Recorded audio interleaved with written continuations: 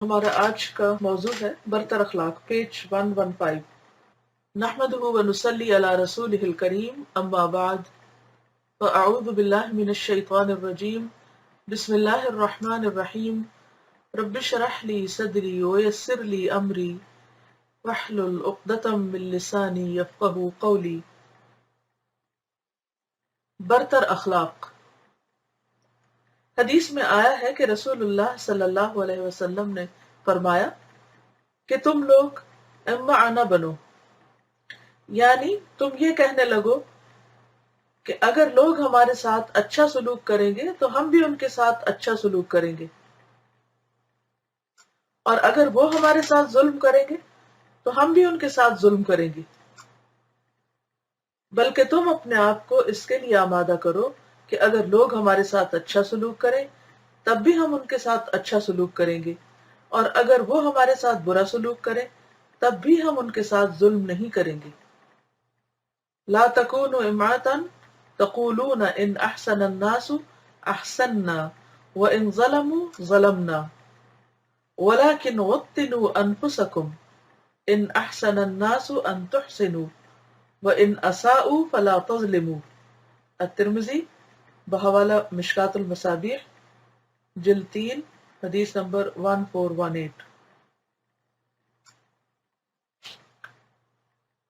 ترمذی جو ہے یہ پرائمری سورسز میں سے، لیکن مشکات جو ہے یہ سیکنڈری سورسز میں سے۔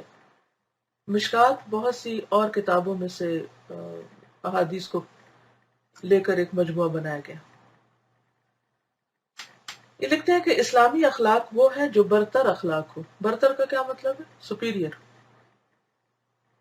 اونچا، یعنی ہر حال میں اچھے اخلاق پر قائم رہنا۔ گویا دوسرے لفظوں میں اچھا اخلاق آپ کی پہچان بن جائے، خواہ دوسروں کی طرف سے برے اخلاق کا تجربہ پیش آ رہا ہو۔ آپ اس برائی کو روکیں گے تو صحیح، آپ لوگوں کو احساس تو دلائیں گے کہ وہ غلط کر رہے ہیں، لیکن برائی کو روکنے کا عمل یا اچھے اخلاق پر لانے کا عمل یا دوسروں کو ان کی غلطی کا احساس دلانے کا عمل جو ہے یہ برے طریقے سے نہیں ہونا چاہیے، یہ آسان طریقے سے ہونا چاہیے۔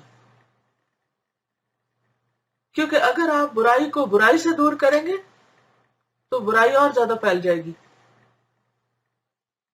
مثلاً اگر آپ کے کپڑے گندے ہیں اور آپ اسے گندے پانی سے دھونے لگتے ہیں تو کپڑے کبھی بھی صاف نہیں ہوں گے۔ تو صفائی کے لیے ضروری ہے کہ صاف پانی استعمال کیا جائے۔ اسی طرح اگر کوئی شخص بد اخلاق ہے اور کسی کے اندر برائی ہے اور آپ بھی برائی کا ثبوت دے رہے ہیں تو وہ برائی پھر ختم نہیں ہوگی، وہ بڑھے گی۔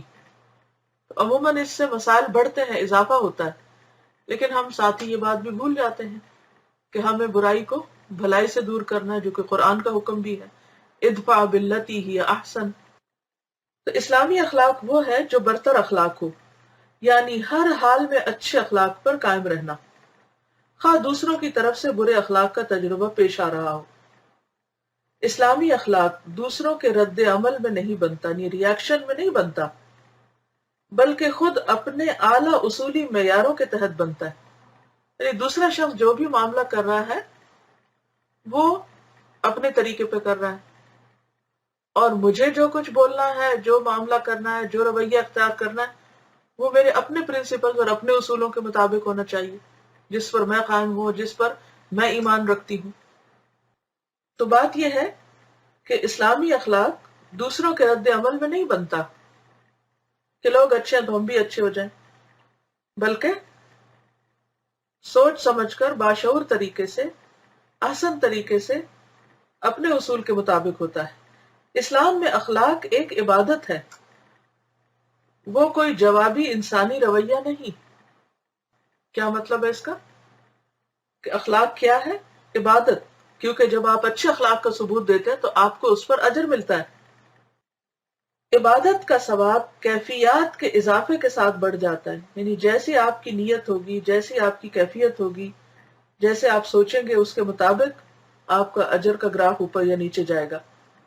اسی طرح جب کوئی آدمی دوسروں کی طرف سے برے سلوک کا تجربہ پیش آنے کے باوجود ان کے ساتھ اچھے سلوک پر قائم رہے تو اس کا ثواب بھی بہت بڑھ جائے گا، کیونکہ وہ جذبات کی قربانی کی سطح پر جا کر حسن اخلاق کے اصول پر قائم رہا۔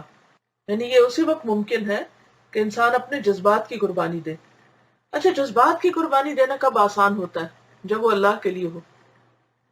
کسی جانور کی قربانی، اب قربانی کی عید بھی آ رہی ہے تو اس سے بھی آپ اس کو سمجھ سکتے ہیں، اس بات کو کہ کسی جانور کی قربانی بھی ہمیں کس لیے کرنی چاہیے؟ اپنے رب کے لیے۔ فصل ربی کا ونحر، نماز بھی رب کے لیے، قربانی بھی رب کے لیے، اور اچھا اخلاق بھی رب کے لیے، اور اچھا اخلاق کے لیے جذبات کی قربانی بھی رب کے لیے۔ یہ بہت مشکل کام ہے، آسان نہیں ہے، لیکن جب آپ کرتے ہیں تو اللہ تعالیٰ اس کو آپ کے لیے آسان بھی کر دیتا ہے، اور تھوڑی دیر بہت شدید قسم کا طوفان آتا ہے لیکن اس کے بعد پھر آپ اچھا محسوس کرنے لگتے ہیں۔ تو بات یہ ہے کہ ہمیں اپنے جذبات کی قربانی دینا بھی سیکھنا ہے، تبھی ہم اچھے اخلاق پر فائز ہو سکیں گے۔ معتدل حالات میں حسن اخلاق اگر سادہ طور پر تہذیبی برتاؤ یعنی مینرز کی حیثیت رکھتا ہے، تو غیر معتدل حالات میں یعنی جب بہت ہی سچویشن ٹینس ہو، حسن اخلاق اعلیٰ درجے کی عبادت بن جاتا ہے۔ معتدل حالات یعنی نارمل روٹین میں جو خوش اخلاقی برتی جاتی ہے وہ انسانی شخصیت کے ارتقاء میں کچھ مددگار نہیں ہوتی۔ ارتقاء کہتے ہیں ترقی کو، یعنی آپ کے اندر روحانی، ذہنی، اخلاقی ترقی نہیں ہوتی، پروگرس نہیں کرتے آپ، جب تک کہ کیا نہ ہو، آپ جذبات کی قربانی نہ دینا جانیں، اور صرف اس وقت خوش اخلاق ہوں جب باقی لوگ خوش اخلاق ہیں۔ لیکن جب ایک آدمی غیر معتدل حالات میں دوسروں کے برے رویے سے غیر متاثر رہ کر حسن اخلاق پر قائم رہے تو اس کی یہ روش اس کی شخصیت کے ارتقاء کا ذریعہ بن جائے گی۔ پھر لازمی طور پر وہ شخص دوسروں کے مقابلے میں بلند ہوگا، اس کی عزت، اس کا رعب اور دبدبہ اور اس کی ہیبت دوسروں کے دلوں میں ہوگی، اس کا اجر اور آخرت میں اس کا درجہ دوسروں لوگوں کے مقابلے میں بلند ہوگا، کیونکہ اس نے اپنے آپ کو دوسروں کے رویے کا تابع نہیں کیا کہ لوگ اچھے ہیں تو میں بھی اچھا بن جاؤں، لوگ برے ہیں تو میں برا نہیں، لوگ اچھے تب بھی اچھے، لوگ برے تب بھی آپ ہی اچھے، لہٰذا آپ کا دامن صاف، آپ کا سر بلند، اور آپ کی عزت اور قدر جو ہے وہ لوگوں کے دلوں میں بھی اور اللہ کے ہاں بھی انشاءاللہ۔ تو بد اخلاقی کے جواب میں حسن اخلاق بلا شبہ سب سے بڑا اخلاق ہے۔ یہ جملہ آپ جو ہے نا آخر کا، یہ اپنے گھر میں کہیں لکھ کر لگا لیں تاکہ بھولے نہ، کیونکہ یہ بڑا ہی مشکل کام ہے، لیکن اگر یاد رہا تو اس کے فائدے بھی آپ کو بہت ہوں گے انشاءاللہ، کیونکہ یہ ہوتا نہیں کہ انسان اللہ کے لیے کوئی چیز قربان کرے اور اللہ تعالیٰ اس کو دنیا میں بھی اس کا صلہ نہ دے۔ تو سب سے بڑا اخلاق کیا ہے؟ جو بد اخلاقی کے جواب میں ہو، کیا؟ اچھا اخلاق۔ اللہ تعالیٰ سے دعا ہے کہ وہ ہمیں عمل کی توفیق عطا فرمائے۔ اب آپ کے ذہن میں اگر کوئی بات ہو تو آپ کر لیجئے۔ آپ نے دیکھا ہوگا کہ جو لوگ کامیاب ہو جاتے ہیں، سکسیسفل پیپل ہوتے ہیں، وہ کیا چیز ان کو سکسیسفل بناتی؟ کون وکٹری سٹینڈ پہ کھڑا ہوتا ہے؟ وہی جس نے دوسروں کے مقابلے میں زیادہ محنت کر کے، زیادہ ہارڈ ورک کر کے، اپنے آپ کو پش کر کے، تھکا کے وہ آگے نکل گیا ہو۔ ہر ایک کو تھوڑا وکٹری سٹینڈ پہ کھڑا کر دیا جاتا ہے۔ تو آپ عام لوگوں کے مقابلے میں بلند کب ہوں گے اللہ کے ہاں بندوں کی نگاہ میں؟ جب آپ اپنے آپ کو یعنی کہ مشقت سے گزاریں گے، پش کریں گے، محنت کریں گے، تکلیف اٹھائیں گے۔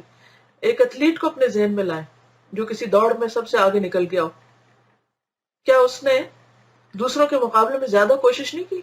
اگر وہ سستی کا شکار ہو اور مارے بندے چلے اور بوجھ لے کے قدم اٹھائے، بس کوئی دھکیلے تو وہ دھکا کھائے اور آگے جا گرے، وہ تھوڑی کامیاب ہوتا ہے، وہ تھوڑی نمبر 1 ہوتا ہے۔ نمبر 1 تو وہ ہوتا ہے کہ جو اپنے آپ کو بھی سیلف موٹیویٹڈ ہوتا ہے، اور کچھ بھی ہو وہ آس پاس کی پرواہ بھی نہیں کرتا اور اپنے منزل کی طرف دوڑے چلے جاتا ہے۔ تو اگر آپ چاہتے ہیں کہ آپ بلند اخلاق حاصل کریں تو پھر اس کے لیے ضروری ہے کہ آپ اس درجے کی محنت بھی کریں، لوگوں کی باتوں کی پرواہ نہ کریں، اور لوگوں کے رویے کے تابع نہ ہو، بلکہ اس سے آگے نکل جائیں۔ انشاءاللہ life will be easy when we do it، انشاءاللہ۔